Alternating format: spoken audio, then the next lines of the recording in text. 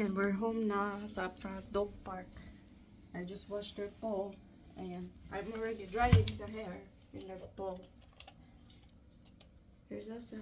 Here's Otis. Hey, buddy.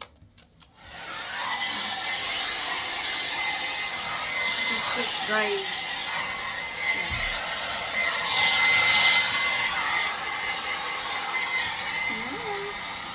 Is that Elsa? Is that Elsa? I think she saw herself. I think she saw herself. She go closer to the camera. Is that Elsa? Elsa? Yeah. Elsa. Yeah, you see yourself? How about Otis? Who's this? Who's this talking in here? Yeah. Look. Otis? But Elsa? No? That's it? That's all? Okay, you still have to dry. It's too wet. It's Elsa. It's Elsa. You look at Otis? Look at this. Elsa and Otis. Yeah. Elsa! Is that Elsa? And Otis. That's Otis? Look. That's yourself. Hi. Hi, hello. Who's this? Digi? On the camera? Ayan guys, nag-change na pala ako ng bedsheet dito. Yung bed namin. The Otis at si Elsa now. Wipe ko na yung hair nila and then their paws are washed really well. Yung face nila I just wipe with the cloth. And kasi yesterday I full bath din naman yesterday. So ayan, tapos na and ngayon lang ako natapos din kasi pag after I clean them, I also clean toilets kasi it's a week na, so kasi last week nag general cleaning naman ako, but of course yung toilets we have here 3 toilets and we use them kasi sa downstairs sa main main floor meron doon ginagamit din yun. Dito sa master bedroom meron din dyan, and then doon din sa my family room kasi pag sa family room doon when we need to go it's closer kaysa here sa master bedroom, so 3 toilets talaga are used. So at while I clean pala I have a cut in my hand, so when I clean sa toilets, some of the Lysol, the blue cleaner went to here. It's very very ouch guys, like it's turning red. It wasn't this red when I first got the cut, but I didn't wear gloves, so ayun nangyari. So I hope I'm gonna be okay kasi I'm not sure if it's gonna get infected or something kasi napasok, the cleaner went inside the wound. So I have a band-aid here. I will put the band-aid. So nagpunta rin kami kanina sa Costco, konti lang yung nabili namin, tapos we also use the yung coupon. So konti lang yung may meat, yung chicken, tsaka may snacks din. And nagbili din ako ng dried fruit for snacking kasi ayoko muna ng chips ba. Gusto ko nga ng chippy kaso wala akong nakita. Pero bumili din naman pala ako ng Lay's na barbecue. So at least ba it's siya kanang there's may sweet tapos may salty din. Tapos mahilig din naman ako sa kape, so parang balance, hopefully balance lang at hopefully okay lang, no? But doesn't matter kasi that's what I want, like I'm not sure, I just don't care anymore. And ngayon ako nakaupo here with Otis and all the windows pala are open kasi medyo malamig sa labas, so marami na naman tong dust sa loob ng bahay. Pero nag-dust ako kahapon and then this morning nag-vacuum, but mapapasok ka na naman ulit, no? Kasi nag-open nga na window. Pero, yun. So, mga 12 ako nagsimulang maglinis ng toilet. Ngayon, 1 na. So, I also clean the brushes and yung ano niya, I also clean the brush holder. So far, sa 3 holder is only one that has stain naman dun sa may sa other bathroom, sa may family room malapit. Kasi yung dito sa master bedroom and downstairs okay naman and dry. Pero sa downstairs yung toilet brush doon na nandoon is turning yung mag-orange talaga siya, no? I think sa yan, sa water or sa cleaner ba yan, basta magaganyan. Pero meron naman akong I have a spare extra brushes naman to change in case na if it's really truly very stained or dirty, something like that. But so far okay pa naman siya gamitin, no? But yeah, what else I did know, this morning before we went out, nagmap din ako dun sa may sa may kitchen lang, no? Tapos may nilabhan din akong damit ko, pero I put all my clothes together with towels too, kasi may towels din sa kanina nga when I clean the dogs, and then meron din mga cleaning rug. Pero yung cleaning rugs, guys, I rinse naman yun, no? I make sure, hopefully na-rinse ko yun lahat before I put sa laundry area. Ganyan ako when merong para pwede na lang siya pero yung rinse ko, no, is yung water lang. Pero lang naman yun, yung mga dust sa kitchen countertops, yung mga stain sa pagkain, sa food, residue sa foods, and then from cooking. And then sa cleaning naman, yung cleaner, yung multi-purpose pala, is naman with water naman, tapos ni-rinse ko. So I think it's fine to wash with my clothes, no? Kasi konti lang naman, I have few clothes in there kasi may regla kasi ako, I have my period ba. So okay, may mga blood tayo sa may sa ating in my intimate part, so para I can wash it right away ba, so hindi siya left dyan sa hamper for long, kasi it's to stay away from infestation and stick and sink. And then after that, nasa so ngayon nagwash naman ako ng yung toilet toilet mat pa. Oo nga, toilet bowl mat, and then some bath mats too.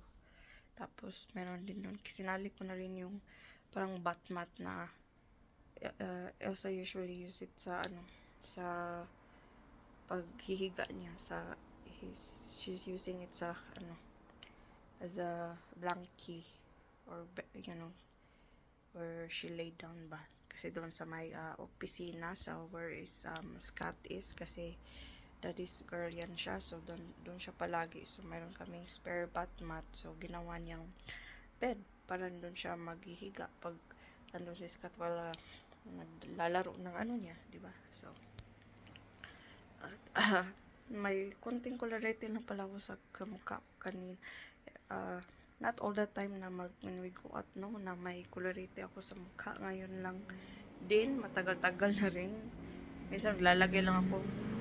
Sometimes I'll just put on lipstick and eyebrow, that's it. Minsan wala, minsan nothing. Minsan just powder, ganun, or sunscreen, or moisturizer. Pero ngayon, naglagay ako ng makapal sa eyebrow ko, sa eyeliner dito, may konting eye shadows. Naglagay din pala ako ng blush on. And then merong konting contour dyan, yung pang dark lang ba, pero a light brown, or pang hidden ng mga fat mo dyan, nakahide naman. Meron akong nilagay dyan, pero we've been to store and then dog park, so nawala na yan. And then came home and then cleaning, so nawala na. Pero meron pa. Meron pang eyeshadow dyan. So, parang nagmukhang tao na I look like much better. Kasi sa wala, no? Kailangan ko nang mag-ahit ng aking legs, no? Kasi, haba na ng hair. Tapos, hindi na ako naglalagay ng lotion. And whenever I don't put lotion, ayan.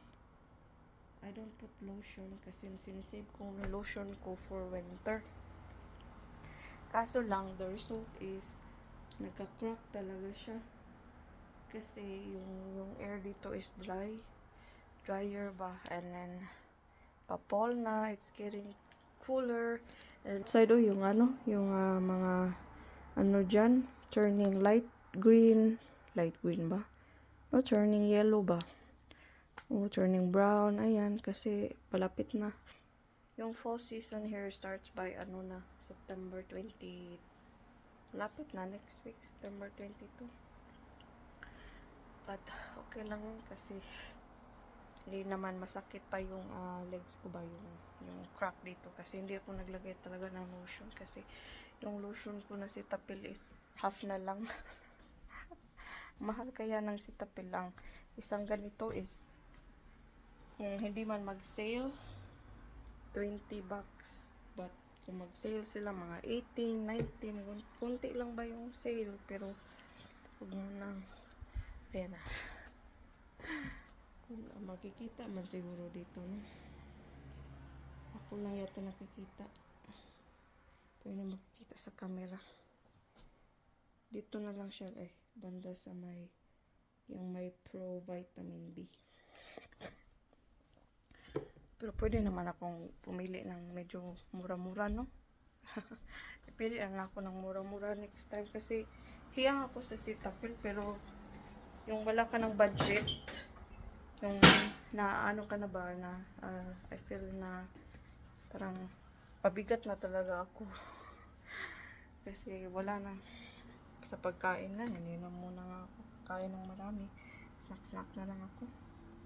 At ayoko na rin ito pala yung aming garden, here's yung petunia. Marami pa naman siyang bulaklak, pero nagba-brown siya. Pero, it's amazing na it's making so much flower and still. But I think by the start of the fall season, next week, I don't think na magme-make pa yan kasi yung branch niya is talagang maliit na, and then I don't think na meron pang natitira. Meron pa naman na mag-o-open, no? Meron. Tapos maraming bee dyan sa raspberry. At ang ganda ng yung aking nalagay dyan na binili ko na he's so upset about that kasi nagbili ako ng ganyan. Maganda kaya. Diba, siya pag may hangin, when there's a wind, kumikinang yan pag may sasasan. Huwag ko lang din nakikita sa yan, pag iikot yan, it's not turning it, but it will eventually turn off. So yung aming garden dyan is potato na lang natira. Ayan, ayaw ko na rin kumain ng cucumber. Meron cucumber dyan ayan, umikot siya kunti. Merong cucumber pero hindi ko naman kakainin kasi parang may isa o dalawa lang dyan. Yung sa may katabi ng potato. So, yan, umikot na siya. Diba, may kinang-kinang siya, diba? It's making some light or sparks. So, ayan. Daming bees. Gusto ko nga putulin kasi it's too late na, pero but he said na ayaw nikin kasi galit siya. Kasi it's too late naman pero dapat kasi daw it will not get cut kasi the next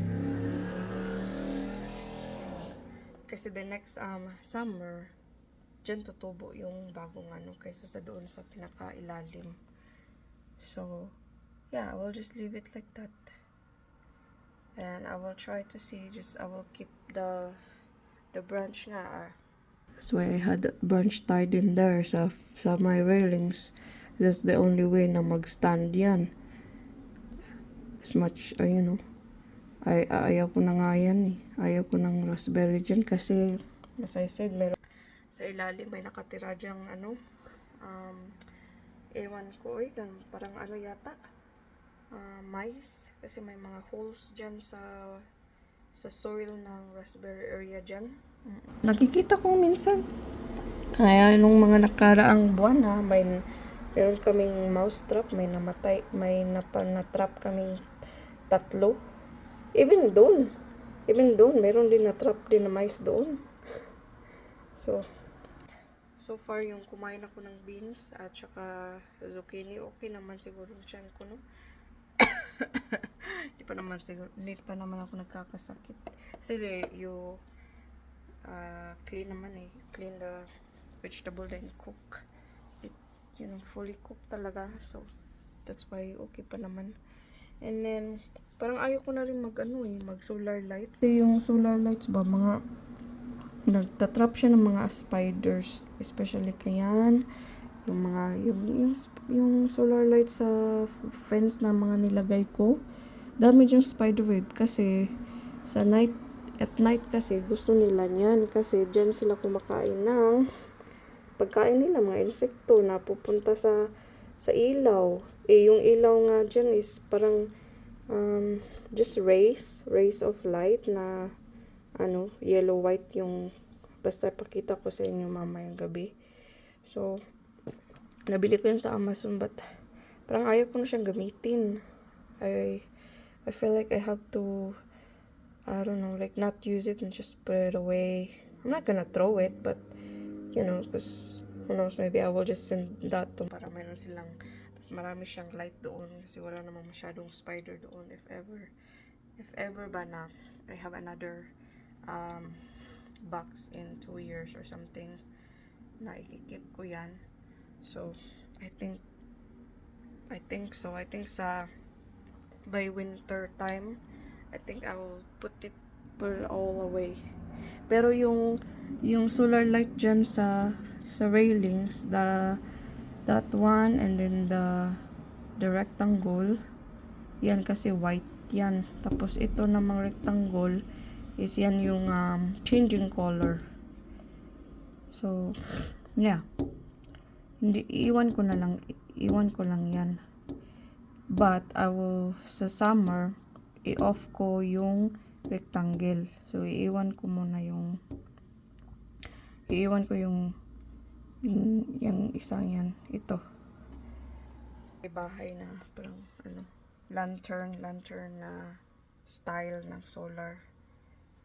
And then sa winter naman i-on ko na yung changing light, pero yung pag sa summer na ayaw ko rin kasi doon din yung mga natrap na mga spiders, diyan nila gusto.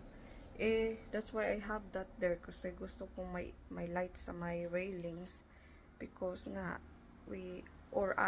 I found na meron kaming mouse dito or mice na nakatira dyan under there.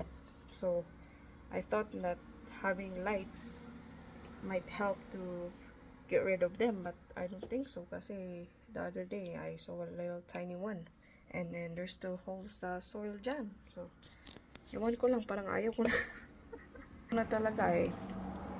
I don't know how to, I tried everything. Hindi naman siguro everything, no, but I will try again naman siguro to cover up that area there. Like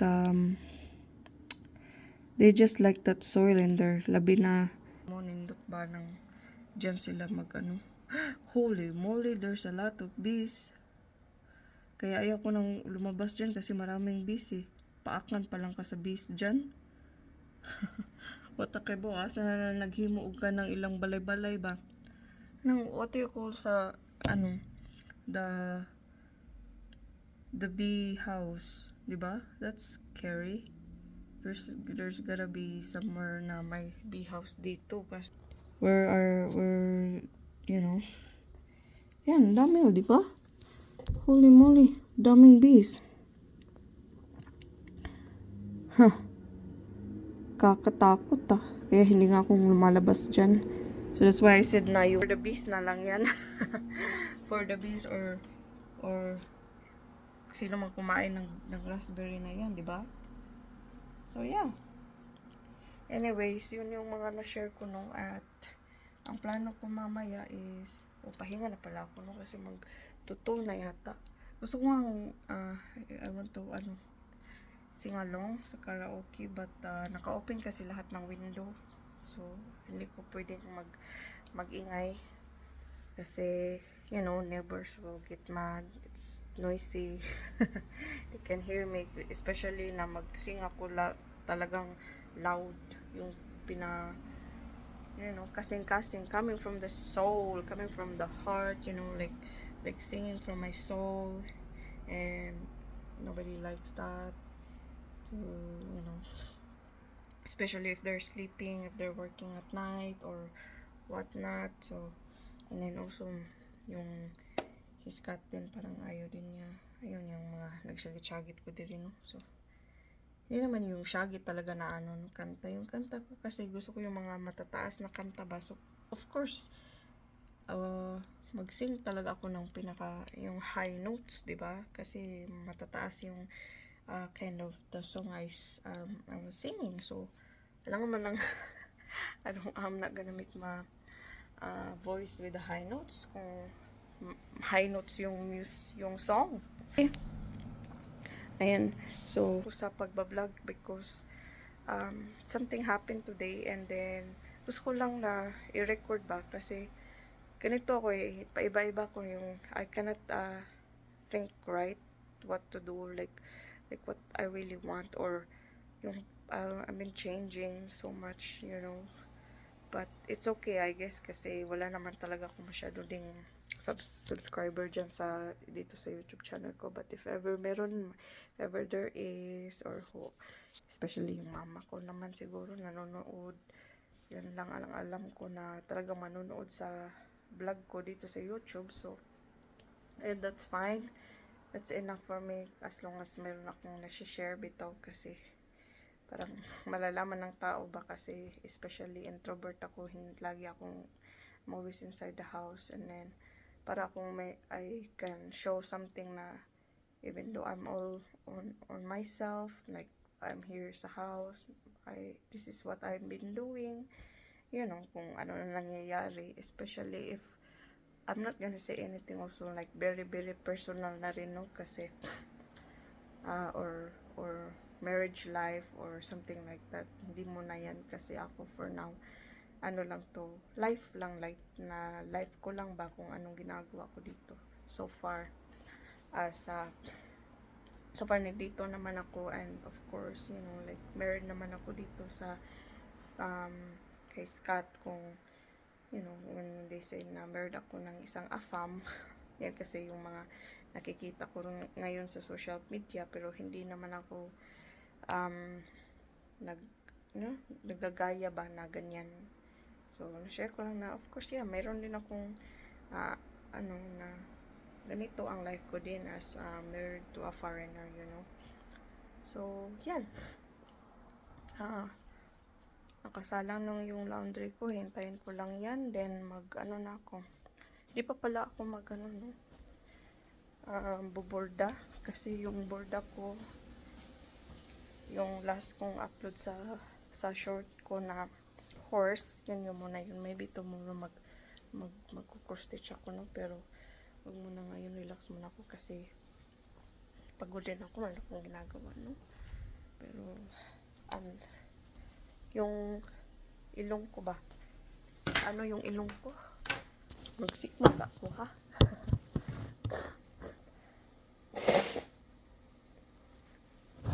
Ngayon to pag naglilinis kasi allergy ako sa cleaning, ano ba yan?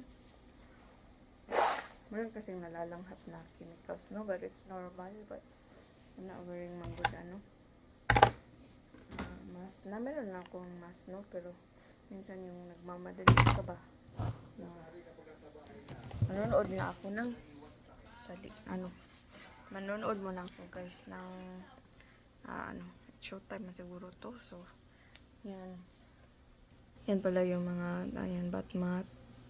And then, yung nakasalang dyan yung, ano na yan, mga, yung damit ko at towel, tsaka iba't ibang, at iba yun eh. May towel, may rugs, may bedsheet, may, may clothes ko, mayroon ding basa. Siguro kasi ako lang naman sumusuot. Anyway, yun lang muna at tsaka update. Mag-update pa ba ako? I'm not sure if mag-update. But if ever meron, then I can adapt additional ko ba, i-add ko dito sa video na to. So, yan, bye for now. Kati ng ilong ko eh.